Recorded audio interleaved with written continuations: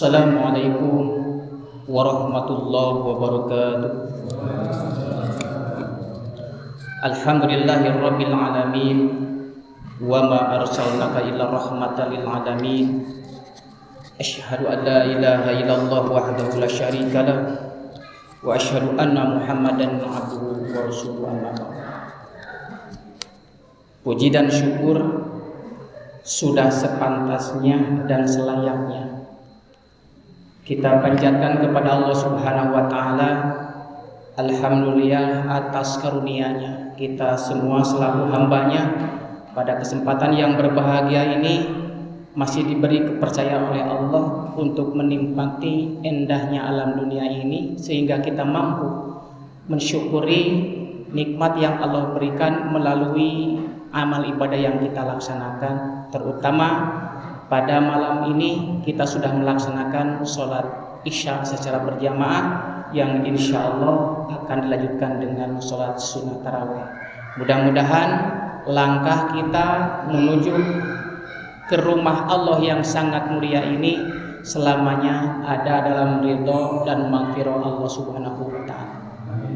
Sholawat dan salam semoga Allah limpah curahkan atas junjungan kita semua Nabi besar Muhammad sallallahu alaihi wasallam.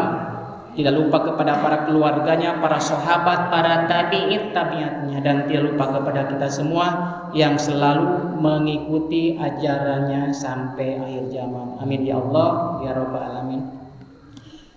Jamaah kaum muslimin wal muslimat Masjid Al-Kafi yang Allah muliakan dan saya hormati. Sebetulnya tadinya saya tidak akan mengisi kultum ini. Kenapa? Karena saya yakin selama 24 hari jamaah Masjid Al-Ikhlas sudah digembleng oleh para kiai, para ustadz tentang bagaimana supaya ibadah kita ini baik di hadapan Allah dan Allah menurunkan ridhonya melalui ibadah yang kita laksanakan. Tetapi manusia itu tempatnya lupa. Mudah-mudahan dengan saling mengingatkan kita ingat kembali bagaimana agar supaya ketakwaan kita, ibadah kita lebih baik di hadapan Allah Subhanahu wa taala melalui ibadah di bulan Ramadan. Dan kita ketahui bersama bahwa kita sudah memaklumi bahwa bulan Ramadan adalah merupakan bulan pendidikan. Mendidik untuk lebih baik lagi beribadah kepada Allah sesuai dengan kemampuan ilmu kita. Terutama kita melaksanakan puasa Ramadan sudah kita laksanakan 24 hari. Mudah-mudahan ibadah tersebut sampai kepada hadapan Allah sehingga dosa-dosa yang telah kita lakukan diampuni oleh Allah Subhanahu wa taala. Maka di dalam kesempatan yang berbahagia ini saya diberi judul untuk judulnya menebar kebaikan. Hakul yakin saya melihat sendiri bagaimana keluarga besar Masjid Al-Kafi di dalam berbuat kebaikan. Karena menebar kebaikan ini salah satu momentum atau penjabaran dari ibadah yang kita laksanakan, baik sholat, haji, terutama puasa Ramadan. Sahabat pernah bertanya, ya Rasulullah, apa cirinya orang tersebut yang ibadahnya itu baik? Maka kata Rasulullah, lihat saja di dalam kehidupan sehari-hari, di dalam lingkungan masyarakatnya. Maka keluarlah hadis Rasulullah SAW, khairun nasi man tola umruhu wa hasuna amalu wa syarrun nasi man tola umruhu wa sa'amalu. Sebaik-baiknya manusia ialah orang yang diberi umur panjang dan umur yang panjang itu digunakan untuk membuat kebaikan sebanyak-banyaknya. Dan sejahat-jahatnya manusia ialah orang yang diberi Allah umur panjang tetapi umur panjang itu mereka gunakan untuk membuat kerusakan dan kerusuhan saja. Mudah-mudahan kita termasuk apa yang dipertanyakan oleh sahabat Rasul sebagai hamba Allah, sebagai umat Rasul. Bila mana kita melaksanakan ibadah, sesudah kita melaksanakan ibadah, kita termotivasi untuk berbuat yang lebih jauh, mengamalkan di dalam bentuk pengabdian sehari-hari di lingkungan masyarakat. Apa yang harus kita laksanakan? Yaitu kita berbuat baik. Macamnya banyak. Secara hablum minallah, kita melaksanakan ibadah saum, ibadah sholat yang wajib, zakat, dan amal-amaliyah sunnah yang lainnya. Secara hablum minanas, barusan telah dijelaskan oleh pembawa acara, yaitu salah satunya, marilah kita bersama-sama selalu menyisihkan harta benda yang kita miliki. Wa mimma razaqnahum yunfiqun. Allah memberikan sebagian rizki, tujuannya untuk dinafkahkan. Sebagaimana Allah berfirman dalam Al-Quran, surat Al-Baqarah ayat 148, fastabiqul khairat aina ma takunu ya'ti bikumullahu jami'a. Maka berlomba-lombalah kamu sekalian di dalam berbuat kebaikan.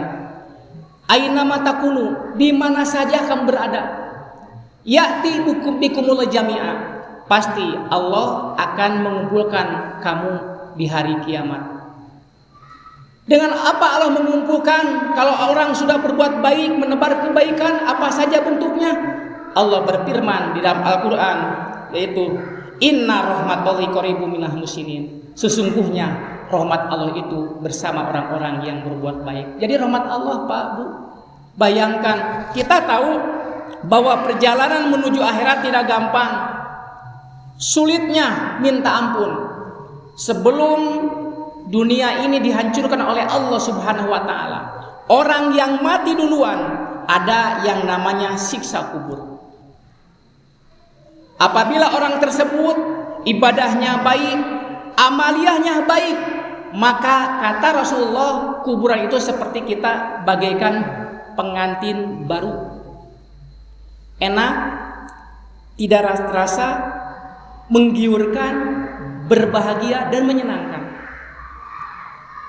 Tetapi sebaliknya bagi orang yang lalai di dalam beribadah kepada Allah, tidak mau berbuat kebaikan, maka sempitnya lebih sempit daripada kita lihat ketika kita melihat orang dikuburkan. Itu siksa yang pertama di alam kubur. Selanjutnya menuju kepada alam mahsyar. Perjalanannya ada yang mengatakan 6 bulan perjalanan kuda. Dari alam kubur sesudah Allah menghancurkan dunia ini, kita bangkit berbondong-bondong menuju kepada alam mahsyar yang luasnya seluas langit dan bumi. Di atasnya 7 matahari, tingginya 1 tumak, di bawahnya beramparan perak. Nauzubillahi min dzalik. Bagaimana panasnya menuju kepada jembatan Shiratal Mustaqim yang panjangnya menurut keterangan 6 tahun perjalanan kuda. Yang besarnya rambut satu dibelah 7 lebih tajam daripada 1000 pedang. Bayangkan, ngeri, Pak, perjalanan akhir itu.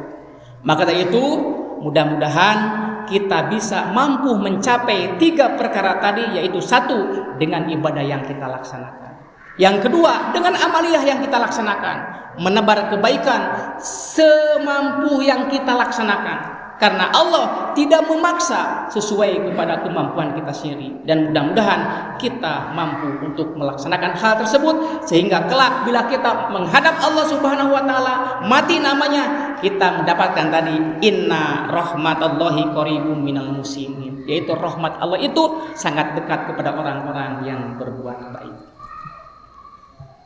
Untuk mencapai hal tersebut, maka kata Rasulullah SAW harus punya 4 pilar.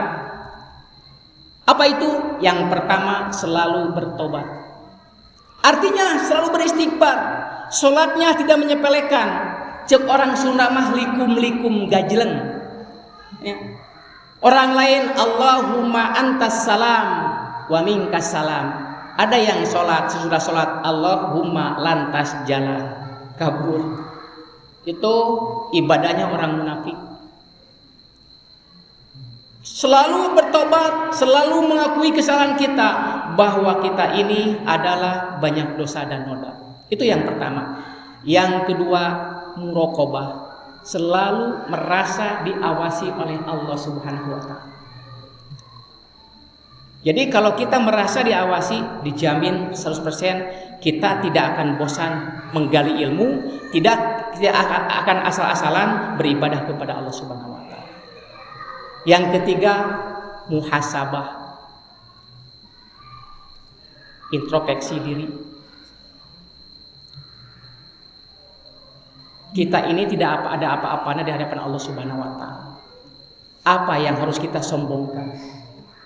Itu yang ketiga. Dan yang keempat adalah mujahadah, bersungguh-sungguh. Kalau kita sudah mampu di dalam diri kita 4 pilar ini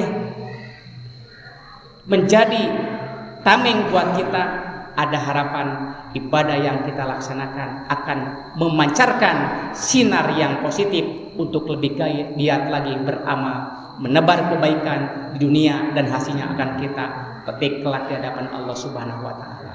Dan yang terakhir, Allah berfirman bagaimana supaya amaliyah kita, ibadah kita tidak sia-sia di hadapan Allah Subhanahu wa taala. Maka Allah berfirman memberikan kepada kita, yaitu di dalam surat Al-Baqarah ayat 264, yang artinya saja, hai orang-orang yang beriman, janganlah kamu menghilangkan pahala sedekahmu dengan menyebut-nyebutnya dan menyakiti perasaan si penerima, seperti orang yang menampakkan hartanya karena ria kepada manusia dan dia tidak beriman kepada Allah dan hari kemudian. Maka perumpamaan orang itu seperti batu licin yang di atasnya ada tanah, kemudian batu itu ditimpa hujan lebat, lalu menjadilah dia bersih, tidak bertanah. Mereka tidak menguasai sesuatu pun dari apa yang mereka usahakan, dan Allah tidak memberi petunjuk kepada orang-orang yang kafir. Itu saja yang bisa saya sampaikan dalam kultum malam hari ini.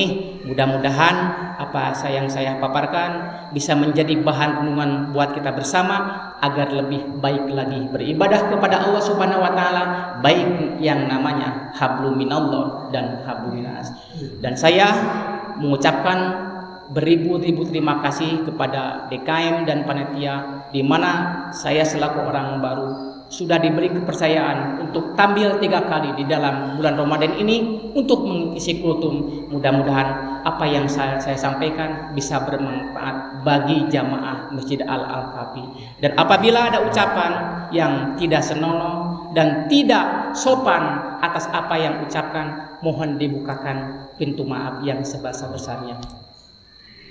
Kalau ada sumur di ladang, boleh kita menumpang mandi.